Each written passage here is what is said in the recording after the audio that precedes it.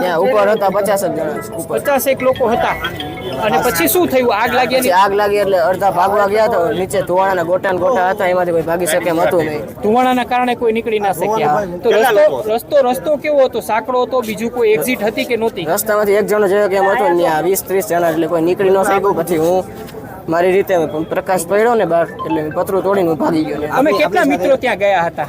3 મિત્રો. 3 મિત્રો. ત્રણે બહાર નીકળી ગયા છે? નહીં, 2 નથી મળ્યા હજી. હું નીકળી ગયો. કોણ નથી મળ્યું એનું નામ? સત્યપાલસિંહ જાડેજા, શત્રુઘ્નસિંહ ચુડાસમા. શત્રુઘ્નસિંહ ચુડાસમા અને સત્યપાલસિંહ જાડેજા. સત્યપાલસિંહ જાડેજા. આ 2 તમારા મિત્રો છે, એમની ઉંમર કેવડી હશે?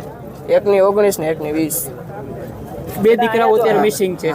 તો જે પ્રકારે પ્રત્યક્ષદર્શી છે એમની સાથે આપણે વાત કરી રહ્યા છે, એમને કહ્યું કે 2 લોકો છે એ મિસિંગ છે. સ્ટાફ જ.